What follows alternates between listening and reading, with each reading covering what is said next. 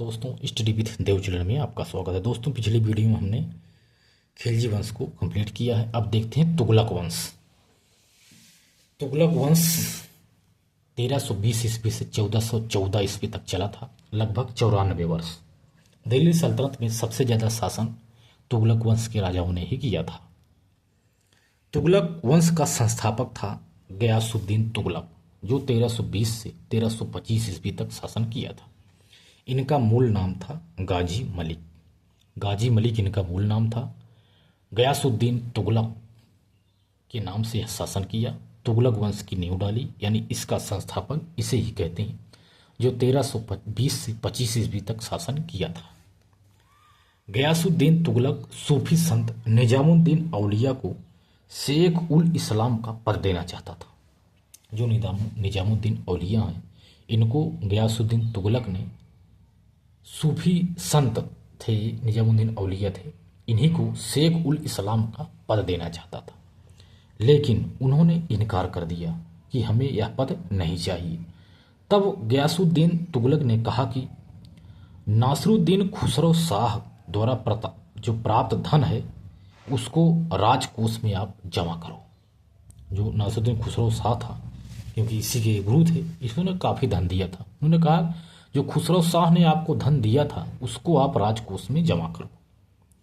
इसी समय से दोनों एक दूसरे के विरोधी हो गए। तब निजामुद्दीन औलिया ने कहा कि मेरे पास धन नहीं है, मेरे पास अब धन नहीं रहा, मैं दीन दुखियों एवं असहायों में बांट दिया है।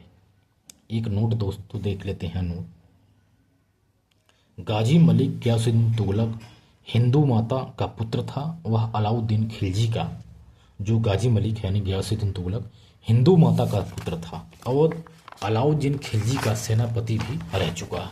इसको आप देख लेना दोस्तों, सेनापति रह चुका है। इसके बाद देखते हैं तुगलकाबाद। उसे प्राप्त कहा कि अब निजामुद्दीन औलिया ने कहा कि हमारे पास धन नहीं है, मैंने सब कुछ बांट दिया। इसके बाद देखते हैं तुगलकाबाद। गयासुद्दीन तुगलक ने दिल्ली में तुगलकाबाद नामक नगर बसाया और उसे अपनी राजधानी बनाया। और तुगलकाबाद नगर में 56 कोट यानी तुगलकाबाद का किला यानी 56 कोट का दुर्ग भी निर्मित करवाया गयासुद्दीन तुगलक ने, जीटी गयासुद्दीन तुगलक। इसके बाद गयासुद्दीन तुगलक ने सर्वप्रथम सिंचाई के लिए नहरों का निर्माण भी करवाया और पैदावार का 1/3 भाग भू राजस्व वसूल किया। यह गयासुद्दीन तुगलक ही है जिसने सबसे पहले सिंचाई के लिए नहरों का निर्माण करवाया था। दोस्तों, सबसे पहले नहरों का निर्माण कौन कराया था? गयासुद्दीन तुगलक ने। और पैदावार का 1/3 भाग भू राजस्व वसूल किया। और महामारी या अकाल पड़ जाने पर इसके पश्चात भू राजस्व कर जो था उसको माफ भी कर देता था गयासुद्दीन तुगलक। नहरों का निर्माण करवाने वाला गयासुद्दीन तुगलक दिल्ली सल्तनत का प्रथम सुल्तान था। दोस्तों, दिल्ली सल्तनत का यह प्रथम सुल्तान था जिसने नहरों का निर्माण करवाया था। गयासुद्दीन तुगलक ने सल्तनत कालीन सुल्तानों में सर्वप्रथम डाक व्यवस्था का प्रचलन प्रारंभ किया था। दोस्तों, यह नहरों का भी निर्माण करवाया दिल्ली सल्तनत में पहले, और दिल्ली सल्तनत कालीन सुल्तानों में यह सर्वप्रथम ऐसा सुल्तान है जिसने डाक व्यवस्था का भी प्रचलन किया था, गयासुद्दीन तुगलक ने। इसके बाद इनका एक देखते हैं विद्रोह होता है। दोस्तों, बंगाल के विद्रोहों का दमन 1324 ईस्वी में। 1324 ईस्वी में देखते हैं दोस्तों, बंगाल का शासक था गयासुद्दीन बहादुर। बंगाल का शासक था गयासुद्दीन बहादुर अपनी स्वतंत्रता की घोषणा कर दिया और बंगाल में विद्रोह कर दिया। स्वतंत्रता की घोषणा करके बंगाल में विद्रोह कर दिया और बंगाल में विद्रोह करके तब वह गयासुद्दीन तुगलक 1325 ईस्वी में बंगाल जाकर गयासुद्दीन बहादुर के विद्रोहों का दमन कर दिया। जैसे उसने स्वतंत्रता घोषणा की, तुरंत गयासुद्दीन पहुंचा और उनकी विद्रोह जो किए थे उनको दमन कर दिया। इसके बाद सुल्तान ने दिल्ली संदेश भेजा कि निजामुद्दीन औलिया खुसरो शाह से जो प्राप्त धन है राजकोष में जमा करें, अन्यथा दिल्ली आकर दंडित करूंगा। यदि आप जमा नहीं करते हैं तो मैं दिल्ली आकर के आपको दंडित करूंगा। तब निजामुद्दीन औलिया ने कहा था, हुनूज दिल्ली दूरस्थ, अर्थात दिल्ली ये भी दूर है। हुजूर दिल्ली ये भी दूर है, आप क्यों परेशान हो। हुनूज दिल्ली दूरस्थ, निजामुद्दीन औलिया ने कहा था।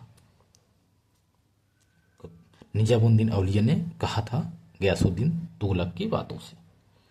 तो बंगाल से वापस आते समय, जब बंगाल से वापस आ रहे थे दिल्ली में, तुगलकाबाद के पास अफगानपुर नामक गांव में लकड़ी के महल में सुल्तान का स्वागत हुआ। इसके बाद 1325 ईस्वी में लकड़ी के महल गिर जाने के कारण सुल्तान गयासुद्दीन तुगलक की मृत्यु हो गई। इस घटना को मोरक्को निवासी इब्न बतूता ने कहा कि यह एक षड्यंत्र है। इस घटना को मोरक्को निवासी इब्न बतूता ने कहा कि यह एक षड्यंत्र है, यानी इसको एक षड्यंत्र कहा इब्न बतूता ने। इनकी मृत्यु हो गई गयासुद्दीन तुगलक की। इसके बाद गयासुद्दीन तुगलक के बाद दोस्तों आता है मोहम्मद बिन तुगलक, MBT, जो 1325 से 1351 ईस्वी तक शासन किया था। इनका मूल नाम था जूना खां या जौना खां। जौना खां या जूना खां इनका मूल नाम था। इनकी उपाधि थी उलूग खां। गयासुद्दीन तुगलक द्वारा प्रदान की हुई इनकी उपाधि है उलूग खां। इन्होंने उपाधि समक्ष एक उल्लेख लिखा है कि राजमुदरी के लेख पर इन्होंने एक उल्लेख भी लिखा है। इनके पिता का नाम गयासुद्दीन तुगलक था, मोहम्मद बिन तुगलक की। मोहम्मद बिन तुगलक यानी MBT, मोहम्मद बिन तुगलक विद्वान शासक था। अरबी, फारसी, खगोल विज्ञान इत्यादि का वक्ता था। मोहम्मद बिन तुगलक विष्णु सहिष्णु शासक था। मोहम्मद बिन तुगलक सहिष्णु शासक था। वह हिंदुओं के त्योहार होली, दीपावली को मनाया था। वह एक सहिष्णु शासक था। हिंदुओं में चली आ रही जो सती प्रथा था उसको रोकने के लिए, जो सती प्रथा थी इसको रोकने के लिए मोहम्मद बिन तुगलक ने प्रयास भी किया था। दिनार नामक स्वर्ण सिक्कों और चमड़े के सिक्कों का प्रचलन भी मोहम्मद बिन तुगलक ने ही किया था।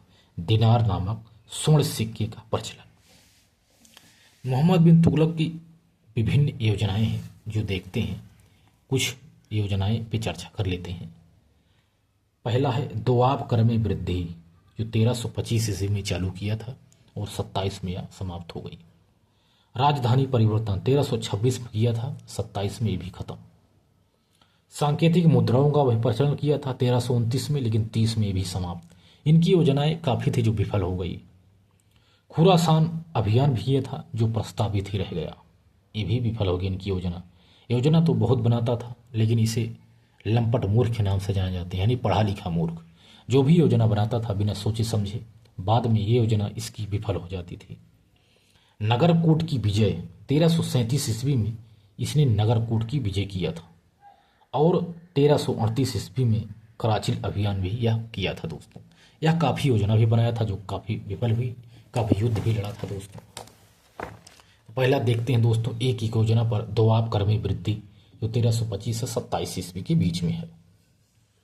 तो सुल्तान मोहम्मद बिन तुगलक ने 1325 ईस्वी में 2 नदियों के बीच वाले भूभाग पर कृषि कार्य करने वाले किसानों द्वारा दिए जाने वाले कर में 5 से 10% की वृद्धि कर दिया।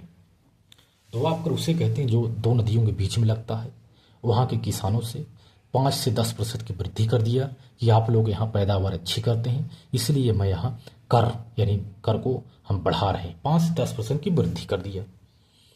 दुर्भाग्य इसका यह था कि बारिश नहीं हुई। जब बारिश नहीं हुई तो पैदावार भी नहीं हुई। जब पैदावार नहीं हुई तब सुल्तान ने दीवान ए कोही विभाग की स्थापना किया। एक विभाग बनाया दीवान ए कोही, इसकी स्थापना की। इस विभाग के प्रमुख अधिकारी को अमीर ए कोही कहा गया। दीवान ए कोही विभाग के अधिकारी को अमीर ए कोही कहा जाता था। इस विभाग द्वारा किसानों को तकाबी या सोनधर यानी ऋण द्वारा हल, बीज बैल इत्यादि देने का प्रावधान किया गया कि हम आपको हल बीज धन सब देंगे। लेकिन भ्रष्ट अधिकारियों एवं कर्मचारियों के कारण योजना का लाभ वास्तविक लोगों को नहीं मिल पाया और किसान विद्रोह करने लगे। विद्रोहों को देखकर सुल्तान इस योजना को बंद कर दिया। इससे यह भी इसकी योजना कहते हैं दोस्तों विफल हो गई। इसके बाद दोस्तों करता है राजधानी परिवर्तन 1326 से 27 ईस्वी के बीच में। मोहम्मद बिन तुगलक ने मंगोलों के आक्रमणों के भय से, क्योंकि उस समय मंगोल आक्रमण बहुत हो रहे थे, उनके भय से उन्होंने अपनी राजधानी को केंद्र में ले जाने के लिए के उद्देश्य से दिल्ली से स्थानांतरित करके 1326 से 27 ईस्वी में कहा कि मैं दिल्ली से राजधानी स्थानांतरित करके मैं दौलताबाद ले जाऊंगा। तो अपनी राजधानी दिल्ली से दौलताबाद ले गया। दिल्ली से राजधानी दौलताबाद ले गया और दौलताबाद को अपनी राजधानी बनाया। तो महाराष्ट्र राज्य में औरंगाबाद जिले में देवगिरी का नाम बदलकर मोहम्मद बिन तुगलक ने दौलताबाद रख दिया और दिल्ली से दौलताबाद गए लोगों के निंदनीय पत्र को पढ़ने के पश्चात 1329 ईस्वी में पुनः दौलताबाद से स्थानांतरित करके दिल्ली को राजधानी बनाया। इसलिए इस योजना में भी सुल्तान असफल हो गया। वह फिर दौलताबाद से दिल्ली लाया, क्योंकि उसकी निंदा होने लगी, वहाँ लोगों के द्वारा निंदा होने लगी। इससे वह निंदा से फिर दौलताबाद से अपनी राजधानी दिल्ली ले आए। इस प्रकार यह भी योजना इसकी विफल हो गई। अब है दोस्तों सांकेतिक मुद्राओं का प्रचलन। सांकेतिक मुद्राओं का प्रचलन दोस्तों अगली वीडियो में देखते हैं दोस्तों।